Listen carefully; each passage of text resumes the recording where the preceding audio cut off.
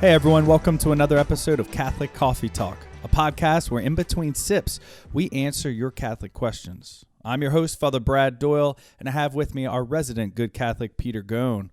What is happening, Peter? Oh, we're busy here. We're gearing up for Lent, and we just launched a new series on Our Lady of Lourdes. So, nice. Yeah, we're staying real busy here at Good Catholic. How are you doing, Father? Well, I will say, always good because, the Lord gives his blessings, even if it's in some challenging ways, so I came back from lunch and I was like, okay, I got to hurry up. Got a podcast to record. And I show up and it's never good as a pastor. I'm finding all these new pastor things, the good things and the bad things. It's never good as a pastor when your contractor that you've hired has 3 guys and are all just staring at each other down at a thing. You want your contractors working. If they're scratching their head, it is not good. And so I was like, uh-oh, what? And I got out and I was like, bad news. And they found that a broken pipe next to the gift shop that we're renovating has basically created a cavern underneath the bathroom that was extended on. There's a sinkhole underneath the bathroom. I could have been killed by falling into a sinkhole while using the bathroom. Oh, no. But we got a plan. So well, it was just funny the way you said that. I was like, how are you? You're like, well, it's always good because, we've got our Lord. I was like, oh, so it sounds like you're having a bad day. Yeah, if you're not having a bad day, then you'd be like, oh, great. I'm doing great. Yeah. But, we got, sometimes you got to see the bigger perspective. Yeah, well, good. That's good. That's the way to look at it. To be honest, I wasn't even that upset about it because I knew it was going to happen when we were renovating something. Right. Things are not going to go your way. I was kind of excited. I was like, ooh, there's a hole under there. Scary. Yeah. Well, hey, I'll maybe this will cheer you up a little bit. I wanted to share 2 quick pieces of, I guess, listener mail. Some of these are comments and things on our site or on YouTube. I just wanted to share them real quick because I don't know if you would have seen them. Yeah. I know we'll get to our Bean of the Week and our pick-me-ups at the end of the show, but I just wanted to share this real quick. So Steph F. wrote in to say, I think, about our Christmas episode. Thank you for an interesting show. I love the version of, quote, Mary, Did You Know? By Pentatonics. I remember we were talking about Pentatonics on the show, right? And she says, praying for you all, which, we really appreciate. So thank you, Steph. And then Nancy M. also wrote in and said, thank you for this podcast. I like the small talk. It makes learning fun, and it helps a listener get to know you. Well, Nancy, we wish we could get to know you, too. So, hey, write us in or thanks for writing in. Send us a message on SpeakPipe, too. So, anyway. It's good that people don't just think we're insufferable with our small talk. Well, hey, some people have commented, but I don't think they get the point. Whoa! I'm glad you keep those from me. You're the watchdog that shelters me from all the. Well, we get people that are like, I just want to hear the answer to the question. It's like, yeah, but then the show would be way too short.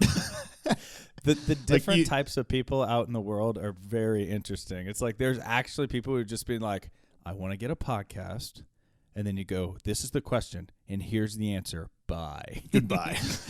Which is cool, but that's, I would not enjoy it because I like, telling you how the day's going. Mm-hmm.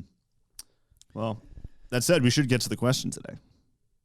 That's you're way better at transitions. What's percolating? Where the questions percolating in your head get answers from the church's tradition.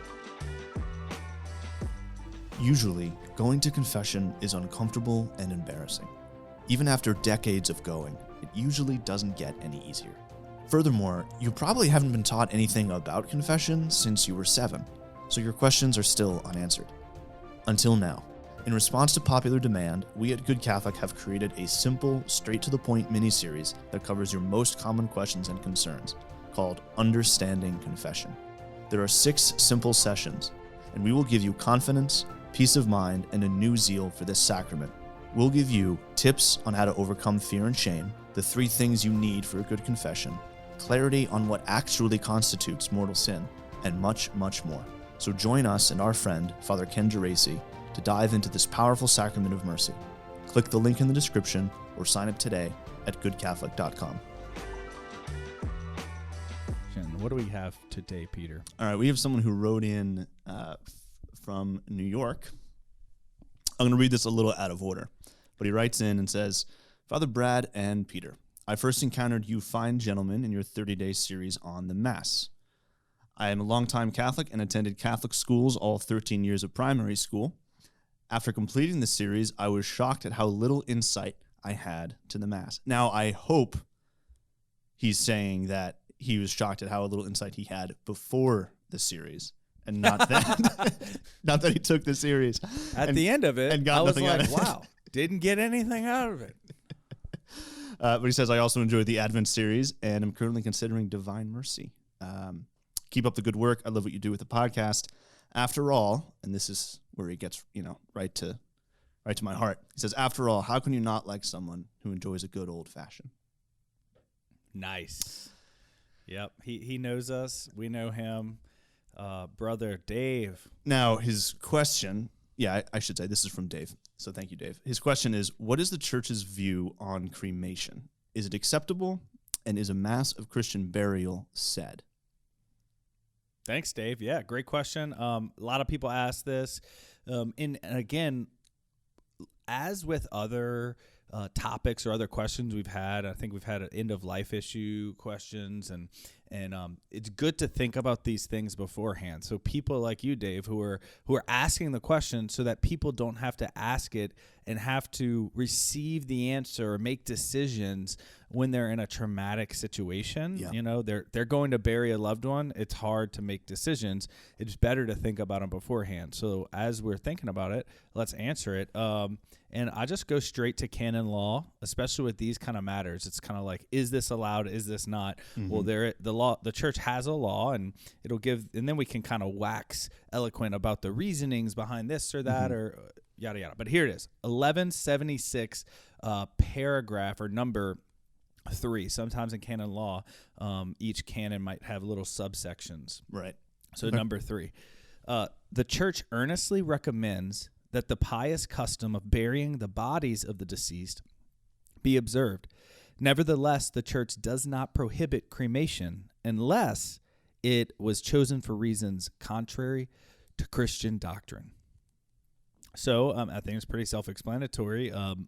Suggests that body burial would be the norm.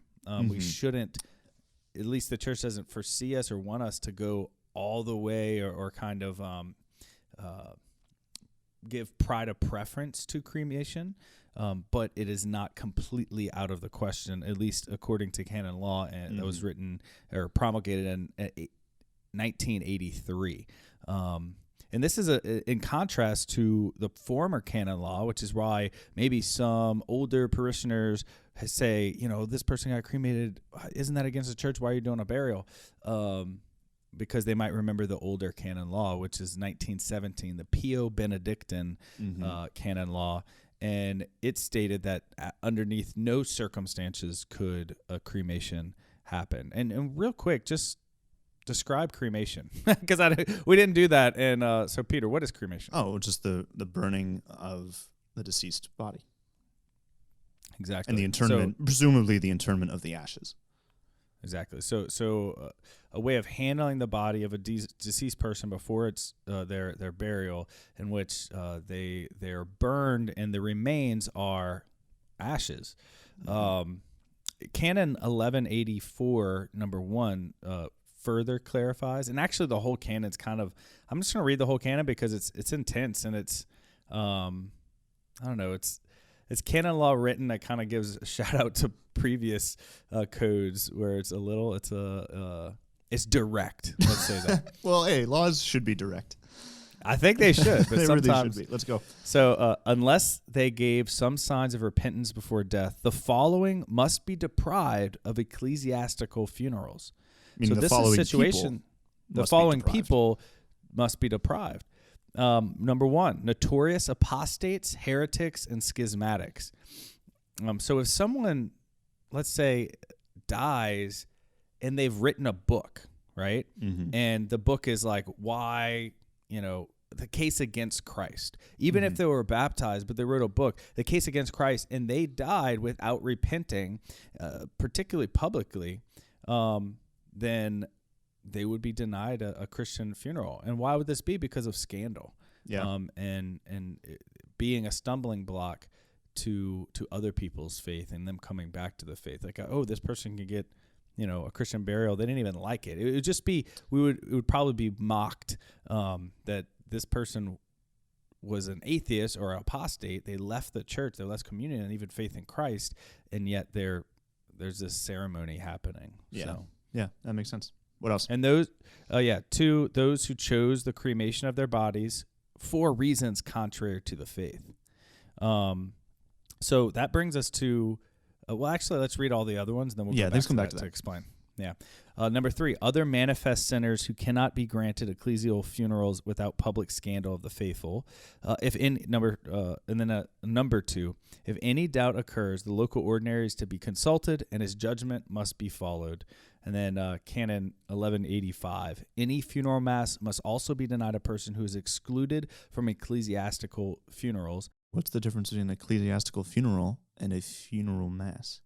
So ecclesiastical funeral is where the body's present. So you can do a memorial mass. So let's say, this often happens, right?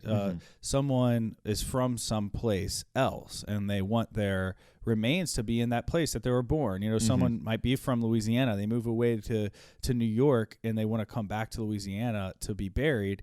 They can have a memorial mass, a funeral mass. Is using the rites, the memorial rites or mass of the dead in New York, even though the body's not present and they're not doing the burial that day. So there's a distinction. And in a Christian, rite of Christian burial does not have to include mass, much like kind of a wedding. A wedding can have the liturgy of the word in the ceremony without the mass taking place. Right. So you can have the same thing for a funeral. So that's what that's talking about. So let's go back up then, Peter, to those who chose cremation of their bodies for reasons contrary to Christian faith, because that's still a stipulation that is in the 1983 Code of Canon Law, that you can choose to be cremated unless it's for reasons contrary to the Christian faith. So let's kind of just brainstorm, what are things contrary to the Christian faith? I mean, off the top of my head, if you were to say, I want to be cremated and, spread my ashes in the garden so that my soul can be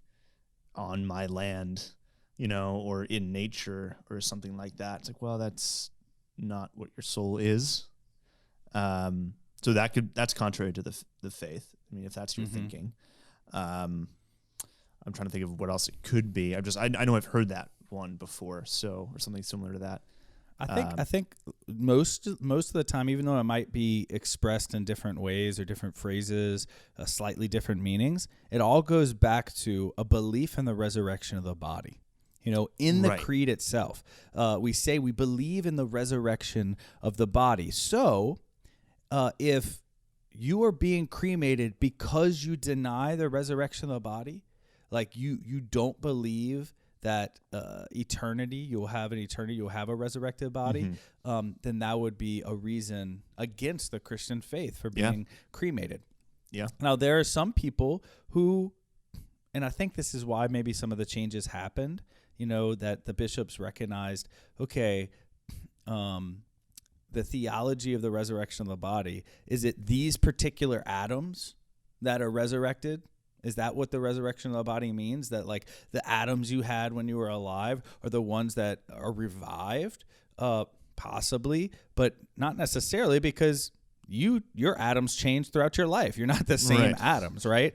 So the unification, right, your soul's unifying principle of this body, the resurrection of the body, cremation can't stop that. Just like deterioration of your actual body can't stop the resurrection of the body. So you will have a resurrected body, even if you are cremated. That doesn't stop that, but you can't choose cremation because you don't believe in it. So there's these organizations called. I've seen different advertisements for it before. I think as a priest, because the algorithm, like we handle funerals. Oh, they so know you're much, handling like, funerals, and so you get. I guess I get like, these weird things. So one of them is where it's like, okay, you can send us your body, we'll cremate your loved one, and then we'll plant the ashes in like a pot, and then like this plant will grow from their ashes, and like your family member will live on in this tree. Yeah, or I've heard of other things too, of taking the ashes and like turning it into like compressing it into something that's like a diamond, so that you could like take that as an heirloom. And it's like, what?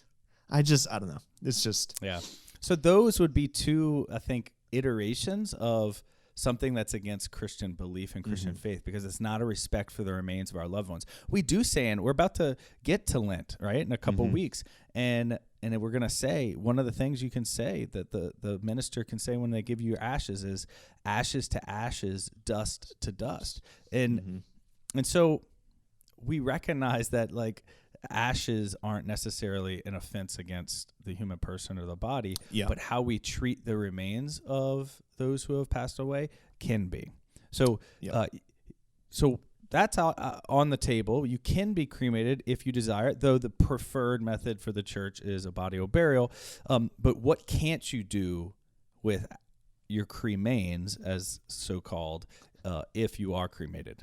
I'm assuming you can't spread them, right? Because wouldn't that be contrary to the the idea of the resurrection of the body? Yeah, I would think that sometimes, in fact, maybe a majority of times, it would be connected to a pagan understanding of the afterlife. I was going to say that before. I was like, turning your ashes into this or planting your ashes here. I'm like, that just, I don't know. That smells like paganism to me. That smells like a world before Christ. Yeah, and the Vatican clarified this in 2016. Mueller, Cardinal Mueller, was in charge of the CDF. He clarified it, and actually the Pope said something about it. I think he preached about it at some point. It was this big deal. I love how the Pope's always making everyone mad, right? when he recently called out the fur baby parents. Oh, yep. And I was like, wow. A lot of people who liked Francis because they thought about him in a certain way don't like him anymore. Anyway, so this is one of those moments. Where's the lie, people? Where's the lie? He'll just randomly say some crazy things. He said, I think in a homily once, he was basically saying like, hey, if you don't have plans to bury your loved one in a particular place, like a place of honor and respect, you can't just put it on the nightstand. You can't put it on the mantle. You can't put it in a ring that you wear in a little vessel. Then you cannot receive a rite of Christian burial, and he clarified that. Wow. And then Mueller did in a document from the CDF. So that has been clarified. So where do we put the remains if cremation happens? What do you think? I would think in some kind of mausoleum. Shrine's the wrong word, but some kind of internment. I'm thinking actually of the Hong Kong. I forget where I learned this, but because land is so scarce in that city, and because it's like an independent or quasi-independent city-state, with a huge population, they just don't have space to bury people. And so I think it's by law, everyone is cremated. But their cemeteries are basically like apartment buildings where you just, like, every person's remains has sort of a box. I don't want to describe it in all of these like non-reverent tones, but basically it's like a mausoleum where you have this a wall and all these doors, and behind each door, behind each like slate of stone is basically the person's remains, and it has their information and their epitaph on the wall. And they have to do that because they literally don't have a place to put the bodies.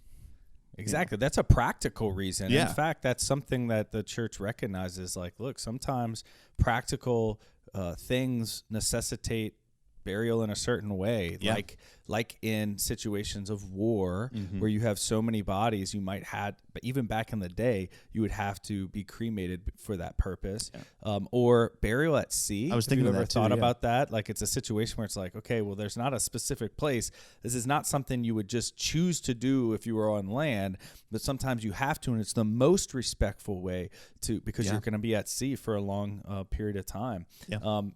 So cremation, and then lack of land and economic concerns, right? What if somebody has, they struggle with, their economics, their finances, they're a poor person, and quite frankly, I know a lot of great, fantastic people who work in the funeral business, but just like we're human beings, so we could be selfish too, and sometimes there's monopolies created around the funeral industry and casket making.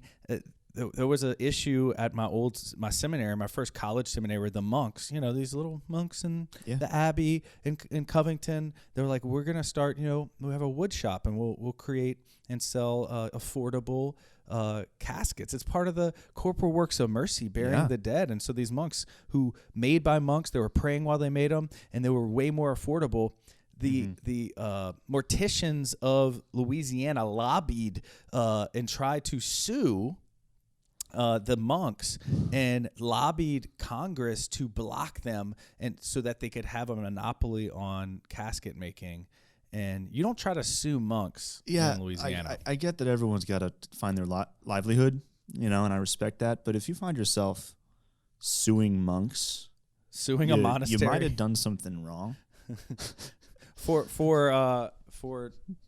working or ad laboris. That's like what they do. Following the charism of the Benedictine order, we're suing you.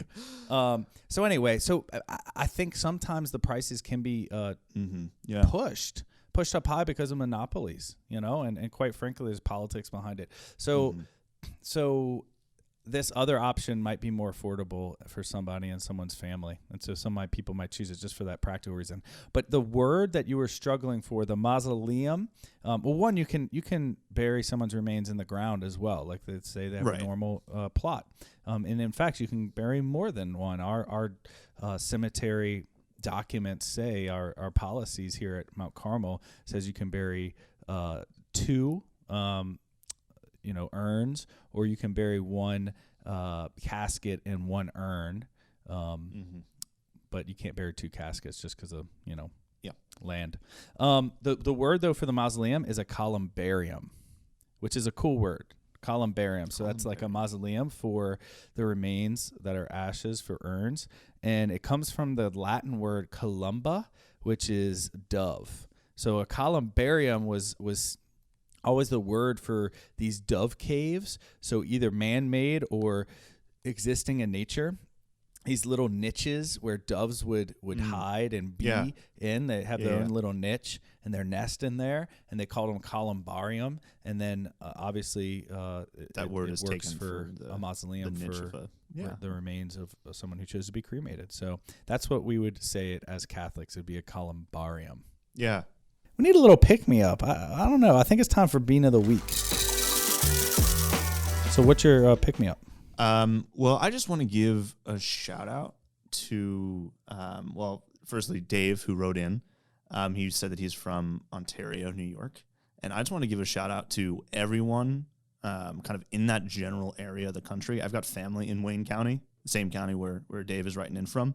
So I've just been in a lot of the churches up there, and it's such a beautiful part of our country in upstate New York near the Finger Lakes, and you get the lake effect snow, but even then it's beautiful. Anyway, I just want to give a shout out to everyone up in Wayne County because it's also interesting history up there. Like that is the birthplace of Mormonism in that county. That's where it started. I remember once I was staying up there visiting family, and we were at a hotel in Palmyra, which is the town where it was founded, and like as part of the hotel, like rather than having like a courtyard in the middle of this square building, they have like a prayer space, and it was very Mormon. It was this big Mormon prayer space, and it was weird. Trust me, I've met a lot of Mormons, and every single Mormon I've met has been a lovely, wonderful person. So nothing against any Mormon, but as a Catholic, and avowedly so, can't say I'm a fan of your spirituality or your theology. But then also, speaking of on a much even worse side, Wayne County is considered by some to be the birthplace of spiritualism, like capital S spiritualism, which was like the first major occult movement in the West. Anyway, so I just want to give a shout out and pat on the back to all the Catholics up there in upstate New York who are fighting the good fight and bringing the truth and real grace to that part of the world. I like that.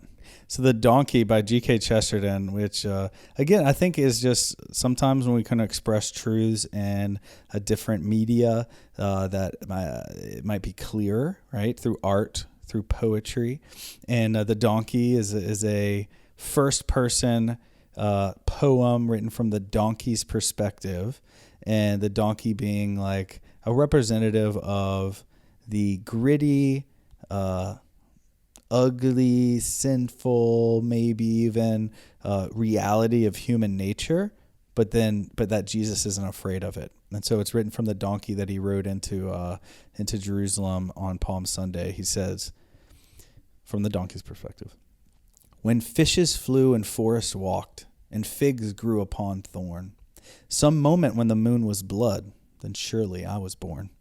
With monstrous head and sickening cry, and ears like errant wings, the devil's walking parody on all four-footed things.